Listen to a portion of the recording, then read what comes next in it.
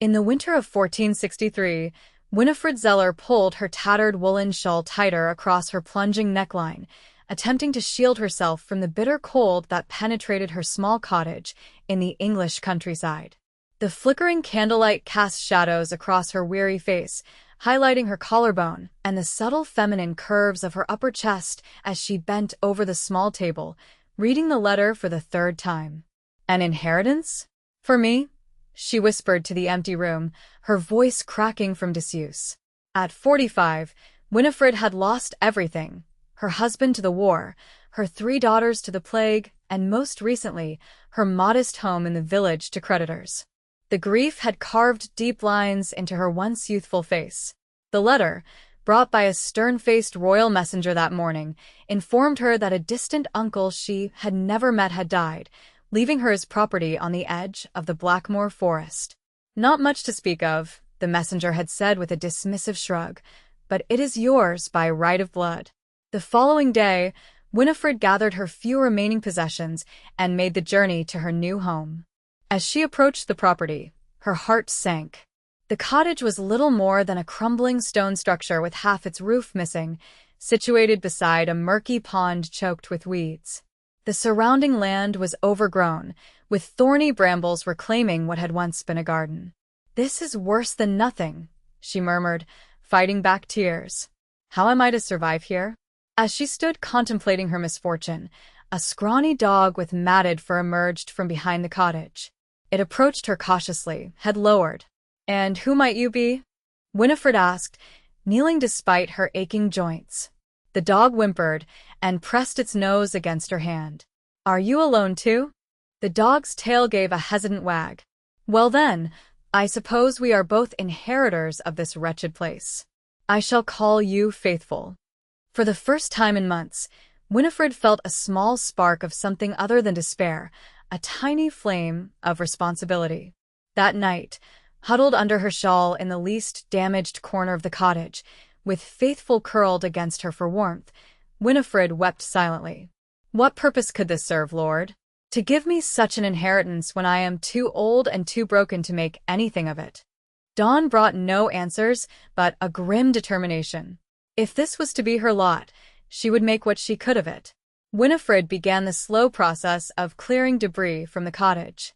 In one corner, she found a small trunk containing her uncle's possessions, a journal written in a cramped hand, a rusted key that fit no lock she could find, and a tattered map of the surrounding area with strange markings she could not decipher. Days passed in hard labor. Winifred patched the roof with branches and thatch, cleared enough land to plant a modest vegetable garden, and fished in the pond, though it yielded little. Her hands, once soft from her former life as a merchant's wife, grew calloused. Her skin bronzed under the summer sun, and her loose dresses, with their necessarily low necklines in the summer heat, showed the transformation of her body from grief-gaunt to work-strong. Faithful proved to be an odd companion. While devoted to Winifred, the dog seemed obsessed with the pond, often standing at its edge, barking insistently. Occasionally, the dog would dive into the murky waters, emerging with sticks or stones, dropping them at Winifred's feet as if offering treasures. "What is it you are trying to tell me?" she would ask, but Faithful would only whine and return to the water. One morning, a month after her arrival, Winifred was startled by a knock at her door. Opening it, she found a well-dressed man with cold eyes mounted on a fine horse. "Good day, madam. I am William Lockhart, steward to Lord Harrington. I have come to inquire if you might be interested in selling this property." Winifred's eyes narrowed. "Selling? I have only just arrived." William Lockhart smiled, but it did not reach his eyes. "Lord Harrington is a generous man. He would offer a fair price, enough for you to establish yourself comfortably in the village." "Why would your lord want this worthless plot?" Winifred asked, her suspicion growing. "His lordship wishes to expand his hunting grounds. This land adjoins his estate." William's eyes drifted to Winifred's neckline before quickly returning to her face. "Consider it, madam. A woman alone in such a place. It cannot be safe." After he departed with a promise to return for her answer, Winifred sat with her uncle's journal, puzzling over its cryptic entries. The treasure lies beneath the tears of the forgotten. One passage read, "When the moon is full, the waters reveal what daylight conceals." That night, unable to sleep, Winifred stood by the pond in the moonlight. Faithful bounded to her side, barking excitedly at the water, which seemed to glimmer strangely under the moon's glow. Something caught her eye, a reflection perhaps, or... Suddenly, Faithful dove into the pond, disappearing beneath the surface. Winifred's heart raced. "Faithful, come back," she cried out. The dog emerged moments later, something clutched in its mouth. Dropping it at her feet, Faithful shook vigorously, spraying water in all directions. Winifred bent to examine the object, a small metal box, green with age. Her hands trembled as she opened it, revealing a miniature portrait of a noble woman wearing a magnificent necklace of emeralds and pearls. On the reverse was inscribed, "My heart is yours as this treasure shall be. Find me where the waters meet the sky." What could it mean? And why was William Lockhart so interested in this seemingly worthless property? The next day brought another visitor, an elderly woman from the village who introduced herself as Martha. "I heard someone had taken old Willem's place," she said, accepting Winifred's offer of herb tea. "Not many would brave living here. What with the stories?" "Stories?" Winifred prompted. Martha leaned forward conspiratorially. "They say your uncle was once servant to Lady Eleanor, Lord Harrington's grandmother. A great scandal there was, though few remember it now. Lady Eleanor disappeared one night. Some say she ran away with a commoner, others that she was murdered by her husband for her infidelity." Winifred thought of the portrait in the box. "And what became of her jewels?" "I have heard she owned a magnificent necklace." Martha's eyes widened. "How would you know of that?" "The emerald necklace vanished with her. Lord Harrington searched for years, convinced she had hidden it away before her disappearance." That night, Winifred studied the map from her uncle's trunk more carefully. The markings seemed to correspond to locations around the property. One mark in particular, a circle with a cross, was placed directly over the pond. As dawn broke, Winifred was startled from sleep by frantic barking. Faithful was at the door, agitated. Opening it, Winifred found a young boy, perhaps 10 years old, thin and dirty, standing there. "Please, mistress," he said, his voice quavering. "I am being pursued. May I hide here?" Winifred ushered him in quickly. "Who pursues you, child? And what is your name?" "Walter, mistress. Walter Linden. I took food from Lord Harrington's kitchens. I was hungry, and my mother is sick." The boy's eyes filled with tears. Winifred felt a surge of protective instinct she had not experienced since her own children died. "You're safe here, Walter. Come, let me give you something to eat." As Walter ate, Winifred learned his story. His father had been a tenant farmer on Lord Harrington's land but died of fever. His mother had fallen ill, leaving Walter to fend for himself. "You can stay and help me with the garden," Winifred offered. "I could use the assistance, and you need a safe place." Walter's face lit up. "Truly? I am strong, mistress. I can work hard." The boy proved to be a blessing. Together, they made the cottage habitable, cleared more land, and planted crops. Walter and Faithful became inseparable companions, often disappearing together to explore the property. One evening, they returned in a state of excitement. "Mistress Winifred, Mistress Winifred," Walter called. "We found something strange by the pond." Following them, Winifred discovered what appeared to be the remains of an old stone structure hidden among the reeds. "It looks like the foundation of a small building," she mused. "Perhaps a boathouse or pavilion." Walter pointed excitedly. "Look, there are stone steps leading into the water." Before Winifred could stop him, the boy had waded into the pond, following the submerged steps. Faithful jumped in after him, barking. "Walter, Come back.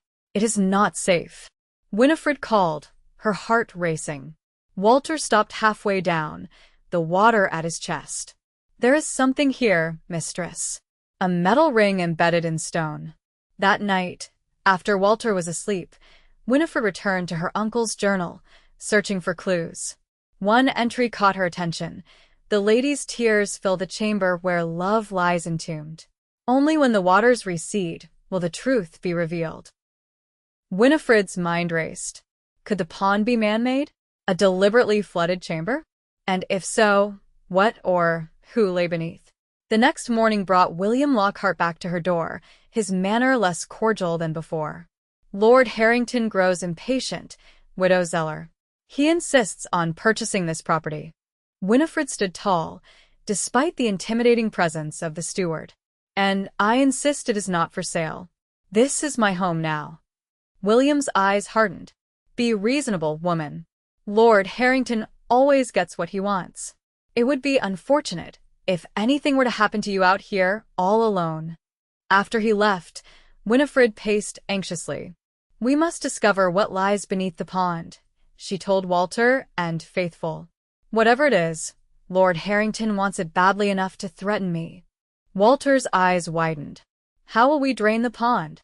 Winifred studied her uncle's map again. Look here, this line could represent a stream that feeds the pond. And here, this could be a sluice or dam. If we could find it, the three spent days searching until Walter discovered an ancient mechanism hidden in the bank of the pond, a rusted sluice gate, jammed shut by years of silt and debris. If we clear this and open the gate, Winifred explained, the water should drain away. It took all their strength and determination, but finally, the gate creaked open. Slowly, inexorably, the pond began to drain, revealing stone steps leading down to what appeared to be a submerged chamber. As the water level dropped, Winifred's excitement grew. We must wait until more water has drained, she told Walter, who was eager to explore. It could still be dangerous.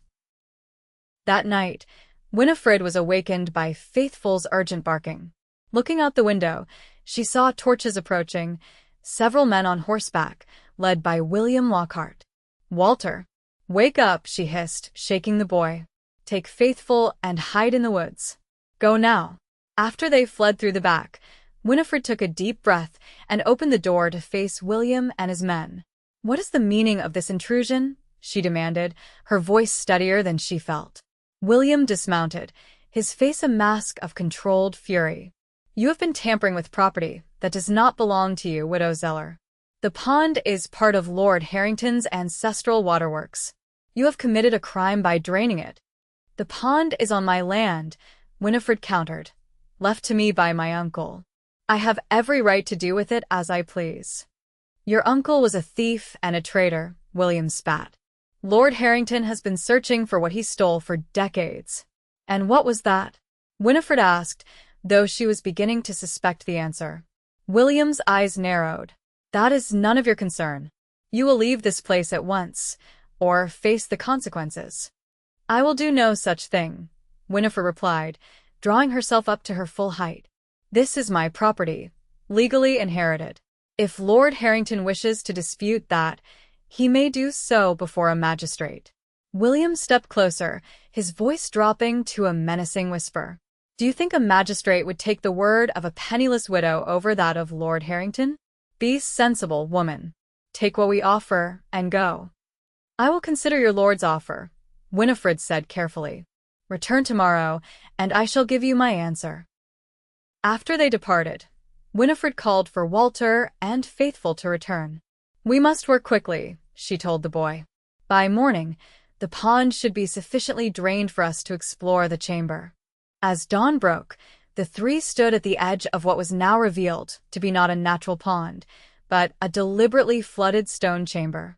Steps led down to a submerged doorway, now partially exposed. Stay here, Winifred instructed Walter. If anyone comes, run and hide. Taking a deep breath, she descended the slippery steps, Faithful at her heels. The doorway opened into a small, circular room with a domed ceiling. In the center stood a stone bier, and upon it lay the skeletal remains of a woman, still clothed in the tatters of what had once been a fine gown. Winifred gasped, crossing herself. Lady Eleanor, she whispered. Around the skeleton's neck lay the emerald and pearl necklace from the portrait, its stones still brilliant after decades underwater. Beside the bier was a small chest, its lock green with verdigris. With trembling hands, Winifred tried the rusted key from her uncle's trunk. It turned with difficulty, but the lock opened. Inside were papers, letters in a feminine hand, and a document bearing the royal seal. Winifred read quickly, her eyes widening. The letters revealed a terrible truth. Lady Eleanor had discovered her husband's treason, a plot against the king. When she threatened to expose him, he had murdered her and concealed her body in this hidden chamber, flooding it to cover his crime. The document was Eleanor's true will, leaving her personal fortune, separate from the Harrington estate, to her faithful servant Willem Zeller, Winifred's uncle. He knew, Winifred breathed. Uncle Willem knew what happened to her, but he could not prove it without revealing this place. A noise from above startled her. "Mistress Winifred," Walter called urgently. "They are coming back. Many men on horses." Quickly, Winifred gathered the letters, the document, and the necklace, placing them in her apron pocket. "Come, faithful." "We must hurry." As she emerged from the chamber, she saw William Lockhart and his men cresting the hill, accompanied by an elderly man she assumed was Lord Harrington himself. "Walter," she said calmly, though her heart pounded, "take Faithful and run to the village. Find the constable and the priest. Bring them here as quickly as you can." The boy hesitated. "What about you, Mistress Winifred?" She smiled gently. "I will be fine. This is my land, and I now have proof of it. Go, quickly." As Walter disappeared into the woods, Winifred squared her shoulders and walked to meet the approaching party, her hand clutching the evidence in her pocket. "Lord Harrington, I presume," she called out. "I believe we have much to discuss regarding your grandmother, Lady Eleanor." The elderly man's face blanched visibly. "Restrain her," he ordered William. "Search the chamber." Two men seized Winifred's arms, but she remained calm. "You will find her remains exactly where your father left them, my lord. But you will not find what you seek." "Where is it?" Lord Harrington demanded, his voice quavering with age and fury. "The necklace? The will? The letters detailing your father's treason?" Winifred's voice grew stronger with each word. "Safe from your reach." Lord Harrington dismounted with difficulty, approaching her with undisguised malice. "You know nothing, woman. Nothing. I know Lady Eleanor discovered your father's plot against the king. I know he murdered her to silence her, and concealed her body in this chamber. I know my uncle witnessed it all, but feared to speak." Winifred met his gaze steadily. "And now I have proof." "Whatever you think you have found is worthless," Lord Harrington sneered. "No one will believe you." "The royal seal on Lady Eleanor's true will might convince them," Winifred replied. "As might the testimony of a servant who observed your father's late-night activities at this pond for weeks after your grandmother's disappearance. My uncle recorded everything in his journal." Shouts from the direction of the village interrupted them. Walter had returned with the constable, the priest, and several villagers. "What is happening here?" demanded the constable. "An extraordinary discovery," Winifred called out. "The remains of Lady Eleanor Harrington, missing these 40 years, and with them, evidence of murder and treason." The days that followed were a whirlwind. The discovery of Lady Eleanor's remains caused a sensation that reached even the royal court. The evidence Winifred provided, the letters, the will, and her uncle's detailed journal, led to a thorough investigation.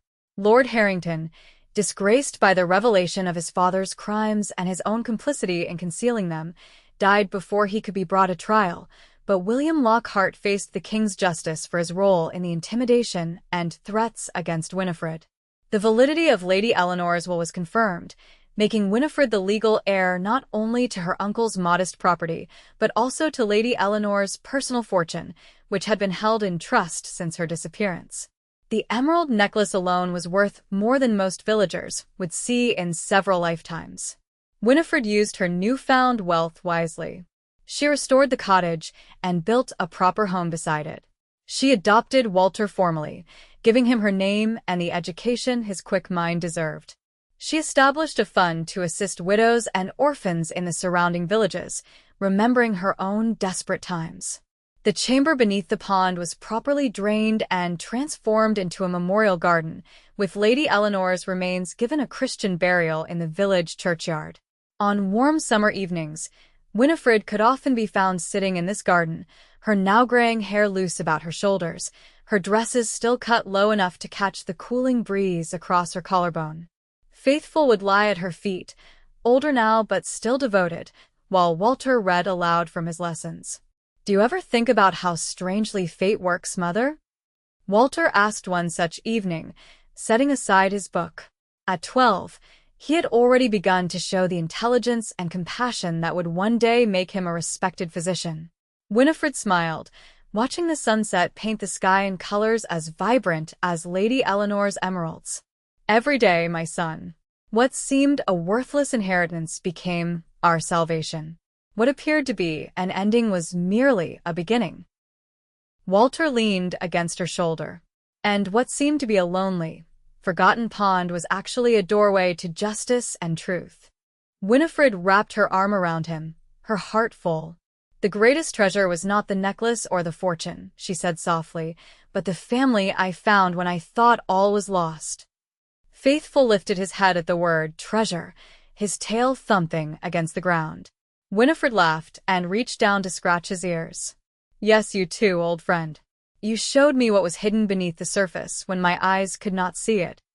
As darkness fell, they made their way back to the house, where lamps glowed warmly in the windows. What had once been the loneliest place in Winifred's world had become a sanctuary of love, healing, and hope, the true inheritance that had been waiting for her all along.